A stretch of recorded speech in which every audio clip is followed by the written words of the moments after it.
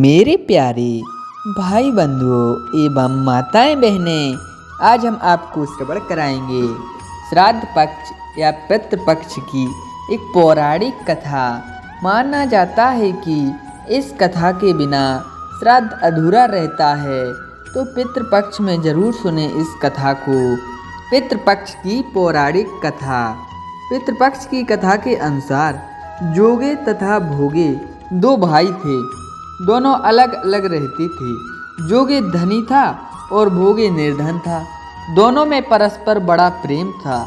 जोगे की पत्नी को धन का अभिमान था, किंतु भोगे की पत्नी बड़ी सरल हृदय थी। पितृपक्ष आने पर जोगे की पत्नी ने उससे पितरों का श्राद्ध करने के लिए कहा, तो जोगे इसे व्यर्थ का कार्य समझकर टालने की चेष्टा करने लगा। किंतु उसकी पत्नी समझती थी कि यदि ऐसा नहीं करेंगे तो लोग बातें बनाएंगे। फिर उसने अपने मायके वालों को दावत पर बुलाने और अपनी शान दिखाने का यह उचित अवसर समझा। अतः वह बोली, आप शायद मेरी परेशानी की वजह से ऐसा कह रहे हैं, किंतु इसमें मुझे कोई परेशानी नहीं होगी। मैं भोगे की पत्नी को बुला लूँगी, दोनों मिलकर सारा काम कर लेंगी। फिर उसने जोगे को अपने पीहर न्योता देने के लिए भेजा। दूसरे दिन उसके बुलाने पर भोगे की पत्नी सुबह सवेरे आकर काम में जुट गई। उसने रसोई तैयार करके अनेक पकवान बनाए, फिर सभी काम निपटाकर अपने घर आ गई। आखिर उसे भी तो पितरों का श्राद्ध तर्पण करना था। इस अवसर पर न जोगे की पत्नी ने उसे रोका, न वह रुकी। शीघ्र ही दोपहर हो गई। पितर भूमि पर उतरे। जोगे भोगे की पितर पहले जोगे के यहाँ गए तो क्या देखते हैं कि उसके ससुराल वाले वहाँ भोजन पर जुटे हुए हैं। निराश होकर वे भोगे के यहाँ गए।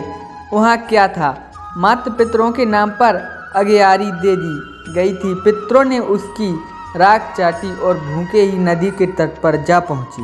थोड़ी देर में सारे पितर इकट्ठे हो गए और अपने अपने यहाँ के श्राद्धों की बड़ाई करने लगी। जोगे भोगे के पितरों ने भी अपनी आप बीती सुनाई। फिर वे सोचने लगे, अगर भोगे समर्थ होता तो शायद उन्हें भूखा ना रहना पड़ता, मगर भोगे के घर में तो 2 जून की रोटी भी खाने को नहीं थी। यही सब देखकर उन्हें भोगे पर दया आ गई। अचानक वे नाच नाच कर गाने लगे, भोगे के घर धन हो जाए, भोगे के घर धन हो जाए। सांझ होने को हुई। भोगे के बच्चों को कुछ भी खाने को नहीं मिला। उन्होंने माँ से कहा, माँ भूख लगी है। तब उन्हें टालने की गरज से भोगे की पत्नी ने कहा, जाओ आंगन में हौदी ओनी रखी है, उसे जाकर खोल लो और जो भी कुछ मिले बांटकर खा लेना। बच्चे वहां पहुंचे तो क्या देखते हैं कि हौदी मोहरों से भरी पड़ी है। वे दौड़े दौड़े माँ के पास पहुंचे और उसे सारी बातें बताईं। आंगन में आकर भोगे की पत्नी ने यह सब कुछ देखा तो वह भी हैरान रह गई। इस प्रकार भोगे भी धनी हो गया, मगर धन पाकर वह घमंडी नहीं हुआ। दूसरे साल पितृपक्ष आया। श्राद्ध के दिन भोगे की स्त्री ने 56 प्रकार के व्यंजन बनाए।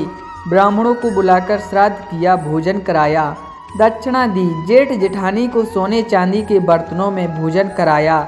इससे पितर बड़े प्रसन्न हुए तथा तृप्त भी हुए। इस प्रकार जो भी मनुष्य इस पितृपक्ष की पावन कथा को श्रवण करता है अथवा बखान करता है, उनके पितर कभी भी दुखी नहीं रहते और हमेशा आशीर्वाद देते हैं।